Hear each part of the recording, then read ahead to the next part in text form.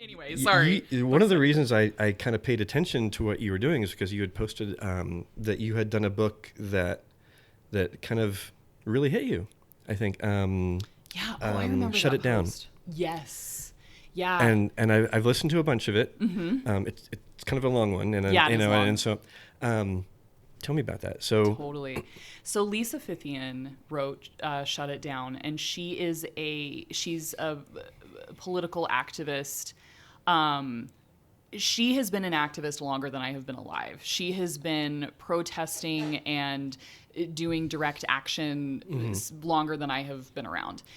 And she was present in a lot of places like, Ferguson and, Seattle in the 80s. And I've been watching some Twitter videos of her. She's in, DC right now.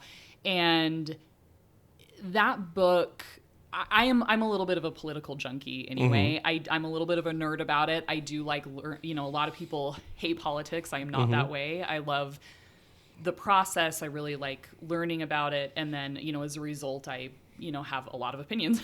And so this book in particular, when I got it through this kind of smaller publisher I work with called Chelsea Green Publishing, they're amazing back east. I love them. And they send me the coolest projects. And when they sent me this one and I started doing the research, I was like, oh my gosh, this is, especially in this moment and the things that, I feel I'm exposed to on a daily basis anyway, just through my interests.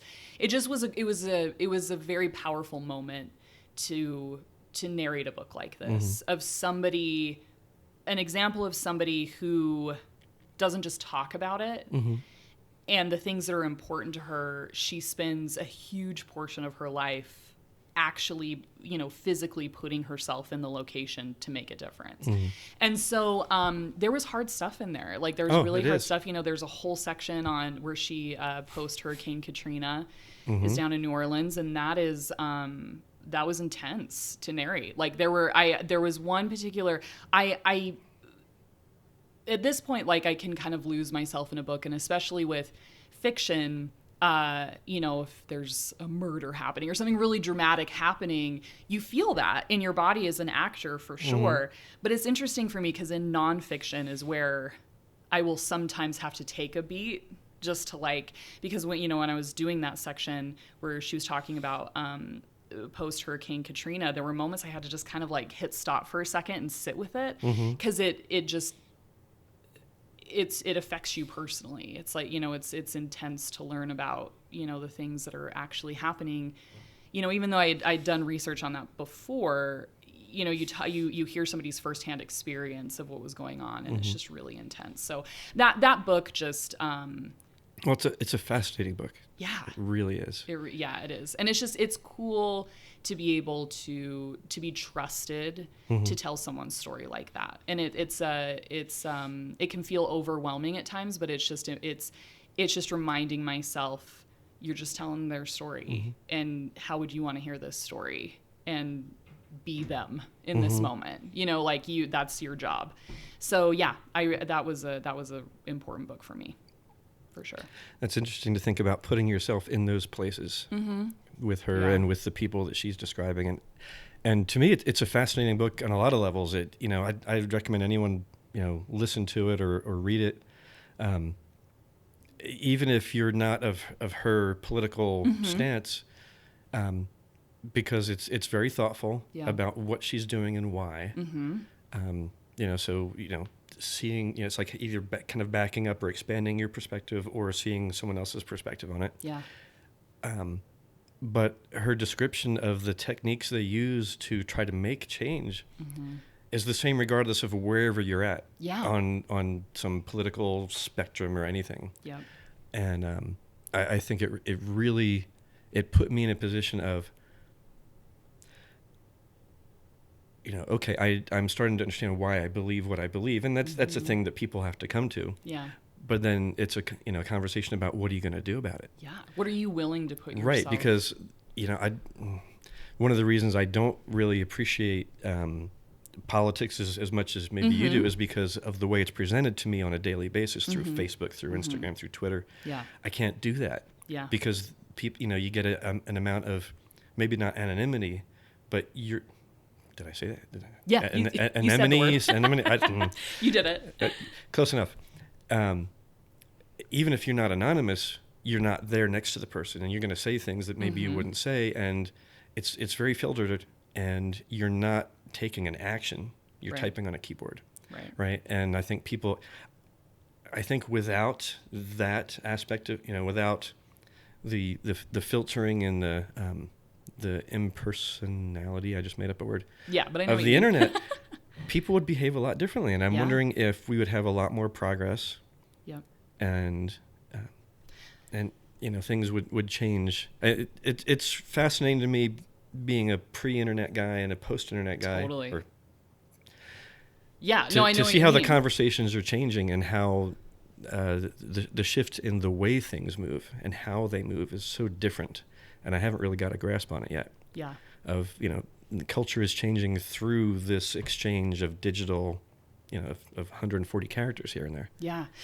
I think, because I think a big key to that is making sure, because I mean, I'm not gonna lie, I spend a lot of time on Twitter. I absolutely do. And I in social media, and so I see a lot of these things.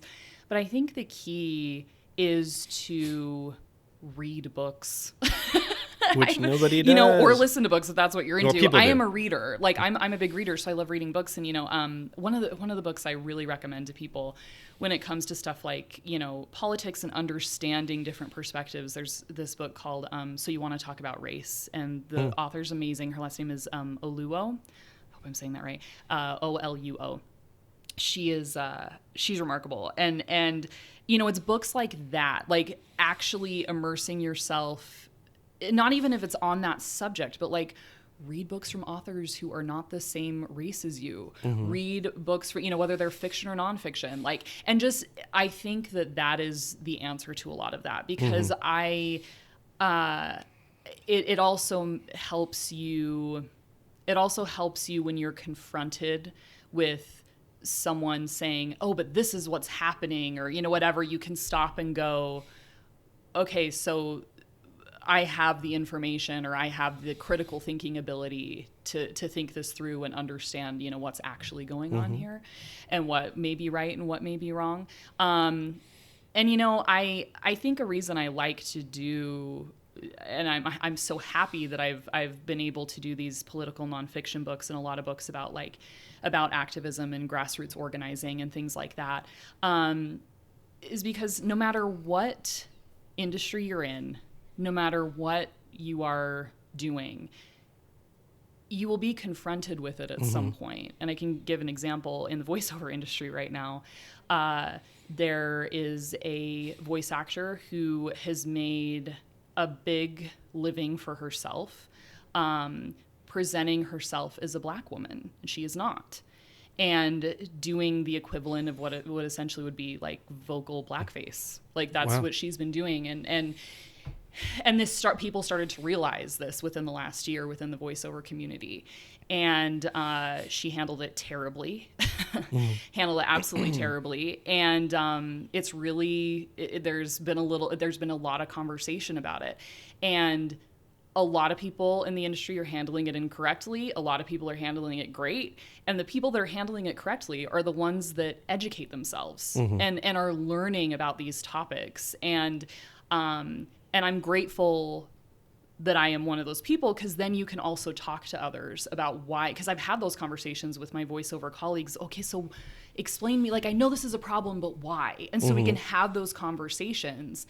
And I recommend so many things to people that I talk to, because I'm like, the more educated you are, because people, I think a lot of people say right now, and I know we've gotten on a total tangent here, it was good. but a lot of people say, oh, you just can't say anything right now. Cancel culture, all that kind of stuff. The thing is if you're making a concerted effort to educate yourself on history race relations and gender identity and sexual orientation and like anything, any marginalized community. If you take the time, especially like myself, I am a white cisgender, which means I identify with the gender I was assigned at birth. I am female. I'm straight. I'm married to a man. All of those things make my life a hell of a lot easier. Oh, yeah. Especially, and I've got all that. Plus, I'm a male. Right. So, right. Yeah, you get it. And I'm aware of the advantages. Yeah. So if you're in that, especially if you're in that position, if you do the work and you educate yourself by reading books, not Twitter, it's then when a situation like that presents itself and you have the opportunity to say something totally asinine or say something great, you're more likely to say something supportive that you should say. And if you don't and you mess up, you are more quickly able to recognize it and truly make it right, instead of these like fake apology, I'm sorry if I offended anybody things, you can actually make it right and understand why that was a problem. And then that whole cancel culture thing, which, let's be honest, nobody's actually being canceled. Last time I checked, Louis C.K. is still doing stand-up and making millions of dollars, so let's calm down. But you're less likely to make those stupid mistakes, and then when you do, because they're inevitable, you can own up to it. You can roll it back. Yeah, you can roll it back and learn. So I just, and there's a point in the middle, where instead, you're not saying stupid things, you're not saying great things, but you know to shut up. Yeah, you know to stay in your lane, to stay in your lane, and so. So yeah, that's why, just kind of bring it back to, the whole voiceover thing. It's, it is cool to be doing a job that I love, but then also being able to learn so much in the process about other perspectives and like how the world actually works. So. And I kind of wonder if, because I was thinking along the lines of, the way we think is in patterns. We see a pattern, we can say, oh, that is like this. Therefore, there's a, and if you're, reading off of Facebook and Twitter, there's not nearly enough information in one go to do that. But if you're reading books, of whatever variety, read them all. No one takes the time, I think, but I wonder if there's a middle ground somewhere where we can bridge the gap of people. People aren't, they're too busy to read. Yeah. That's why we have Audible. Yeah. Yay. Yeah. And so that's why they go, they get a lot of stuff out of like just little tiny bitty chunks that come to them through social media. I wonder if there's some kind of a middle. Yeah. That could be. Yeah. Well, a suggestion I have, I love podcasts. I listen to a lot of podcasts. And there are a ton of podcasts on these subjects. One of my favorite. That's true. And they're short. Yeah, compared to a book. For the most part, yeah. Or you can like break them up. If it's an hour, you can listen to it when you're in the car and finish it up. But some of my favorite podcasts on these particular subjects, there's one called it's over now, but I'm so sad, but the episodes are still up. Politically Reactive. Two comedians, W. Kamau Bell and Hari Kondabolu, did that podcast several years ago. Also, their comedy's great. That was a really important podcast for me. NPR has one called Code Switch that's really amazing. Code switching is when, I'm kind of simplifying it, but when people of color have to change the way that they're communicating when they're in a room full of white people, versus people of color, and addressing that kind of thing. And there are just so many podcasts out there that appropriately handle the subject and are from the voices that should be talking about this. Keep It is one of my favorite ones with Ira Madison III. It's more pop culture, which I love. Man, but I don't even know where you find the time. Where do I find the time? Anytime I'm in the car, when I'm getting ready in the morning, if I'm doing if I'm working with audio files and I don't have to be listening to anything and it's just like Oh, okay. Master this, save as an MP3. Master this, save as an MP3. I'll listen to podcasts when I'm doing laundry, when I'm doing the dishes, whatever. I'll listen to when I'm walking the dogs, But I also just love information. I love just taking things in and learning. Do you ever get to the point where you say, you know what, I've just got to turn everything off for the next half an hour? Oh yeah, yes. I get, and I wish I was better at that, because all of a sudden I'll have this brain melt where I'm like, I can't think anymore. I'm like, it's probably because you're taking in too much information. Just calm down. And so yeah, I'm trying to get better at that. I'm trying to do my meditation or do my yoga, so I'm not like thinking about anything and quieting the really loud conversation in my head. I'm finding that if I don't take, and God bless my wife, she insists that I take a timeout, not like go to your room, but a retreat every day. Just get away from stuff. Yeah. And what I've started doing is I had this habit in college when I wasn't married, didn't have kids, and no one was there on the weekends because we were like a suitcase college, and I didn't feel like going home because home was boring. I'd just put on the cans, right? Because this was the day of stereos. My kids don't know what a stereo is. I'm kind of freaked out. But I'd put on like Dark Side of the Moon or something else that was just not information. I knew it wasn't anything new, and I could zone out and just process like mad.